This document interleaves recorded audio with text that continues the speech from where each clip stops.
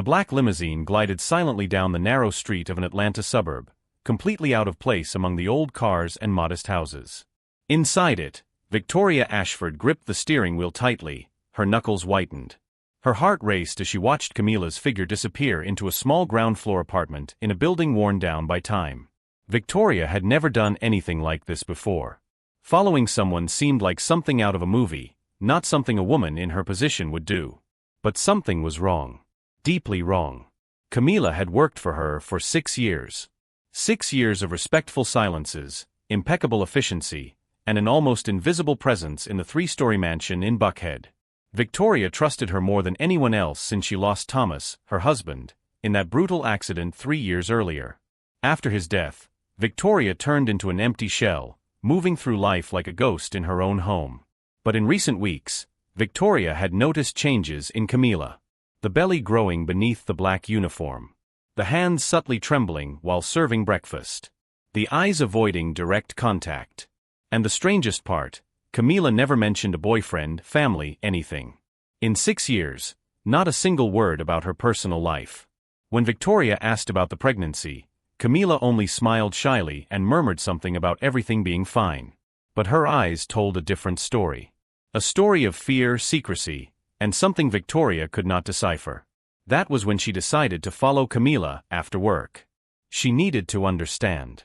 She needed to know why her employee seemed to carry the weight of the world on her shoulders. Victoria got out of the car and cautiously walked up to the apartment window. What she saw through the torn curtains made her blood run cold.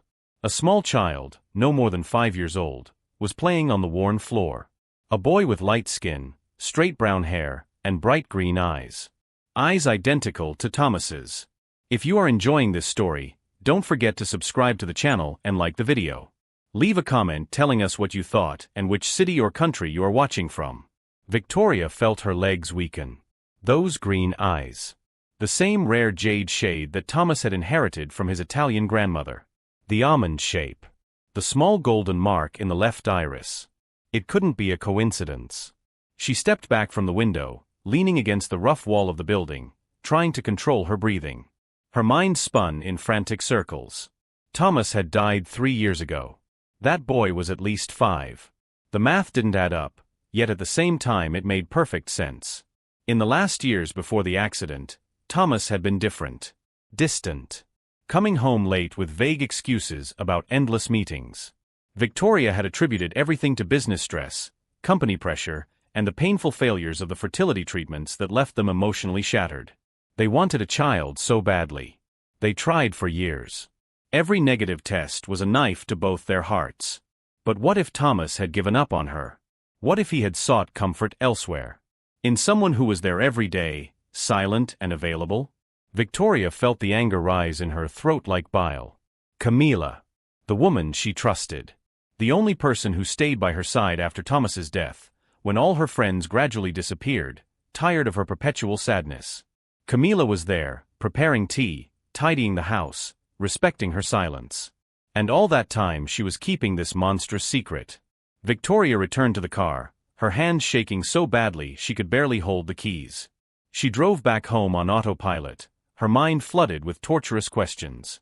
When she arrived at the empty mansion, she went straight to Thomas's office, a sanctuary she had kept untouched since his death. She began to search. Old bank statements, receipts, anything that could confirm her suspicions. She spent hours rummaging through drawers until she found a shoebox hidden behind the accounting books. Inside it, photographs. Dozens of them. Camila smiling. Camila pregnant. And a birth certificate. Child's name, Daniel. Father's name, blank. Victoria held the paper with trembling hands, silent tears streaming down her face. For 3 days, Victoria said nothing.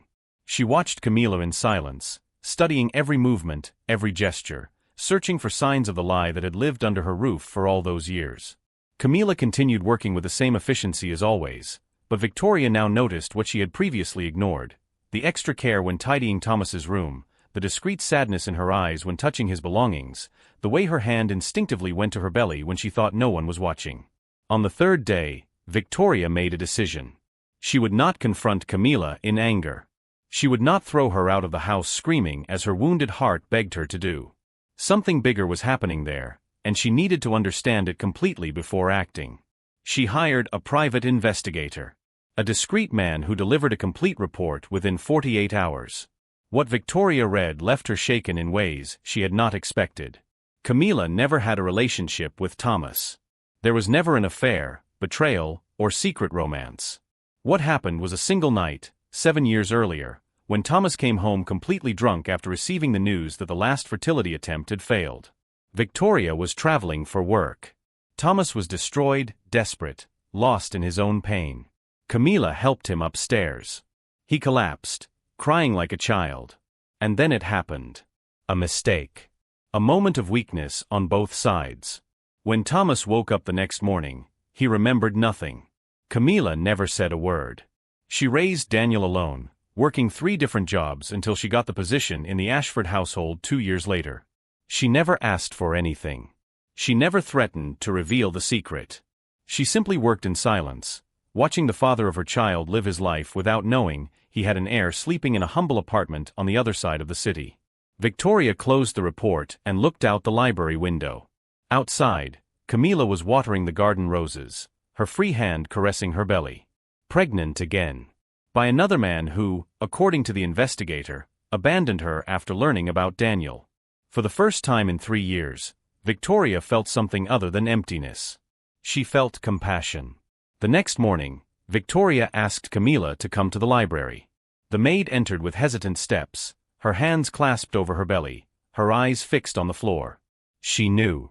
Somehow, she knew the secret had been discovered. Victoria did not shout. She did not accuse.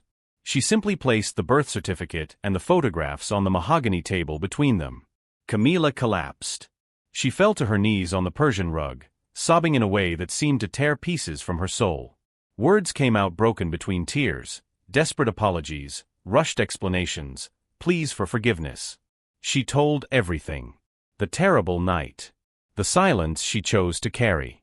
The impossible love she felt for a man who never saw her as anything more than furniture. And then Camila revealed something Victoria did not expect.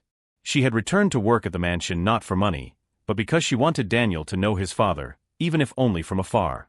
She wanted the boy to have some connection, however distant, to that good man she had known on that single vulnerable night. But Thomas died before she found the courage to tell the truth. Victoria listened to everything in silence. When Camila finished, exhausted and broken on the floor, Victoria stood up and did something surprising. She knelt beside her and hugged her. Tightly. As she had not hugged anyone since Thomas's death. They cried together. 2 women destroyed by the same man, each in her own way. 2 women who lost Thomas without ever truly having him completely. When the tears dried, Victoria said 5 words that changed everything. I want to meet Daniel. That afternoon, Victoria entered the small apartment through the front door. Daniel was on the couch, watching cartoons, oblivious to the emotional storm his existence had caused. When he turned and smiled at her, Victoria saw Thomas. Not only in the eyes, but in the crooked smile, the dimple in the right cheek, the way he tilted his head. Her heart, frozen for 3 years, began to melt. Thomas had left her a gift. A son.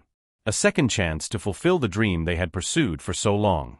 Victoria knelt in front of the boy and whispered, "Hi, Daniel. My name is Victoria." The following months transformed the empty mansion into something Victoria had never imagined possible, a home. Daniel moved into the bedroom next to the master, the one she and Thomas had painted light blue years earlier, waiting for a baby who never came. Now, at last, it had a purpose. Camila initially resisted, insisting that she could not accept charity, that she had already caused too much pain. But Victoria was firm. It was not charity. It was family. Daniel was Thomas's son, and that made him part of something greater than any of them. When Camila's daughter was born on a rainy November afternoon, Victoria was in the delivery room, holding her hand. The baby, who was given the name Grace, had her mother's dark skin and bright black eyes.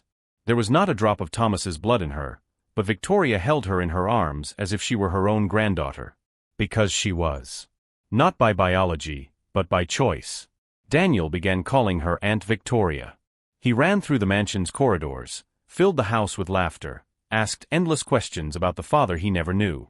Victoria answered them all with honesty and love, showing photographs, telling stories, keeping Thomas alive through shared memories. Camila was never just a maid again. She became something between a friend, a sister, and a partner in the impossible task of healing wounds that seemed too deep. Together, they built a strange and beautiful family, founded on mistakes, forgiveness, and the courage to choose love over bitterness. One night, while putting Daniel to bed, the boy looked at Victoria with those familiar green eyes and asked, "Aunt Vicky, do you think my dad would be happy with us?" Victoria felt warm tears in her eyes, but she smiled. "Yes, dear. He would be very, very happy." And for the first time since the accident, Victoria truly believed it. Thomas did not leave only pain and absence.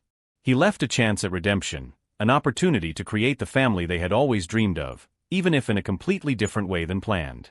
Life does not happen the way we expect. But sometimes, if we are brave enough to forgive, it gives us something even better. If this story touched your heart, subscribe to the channel and leave your like. Tell us in the comments what you thought and where you are watching from.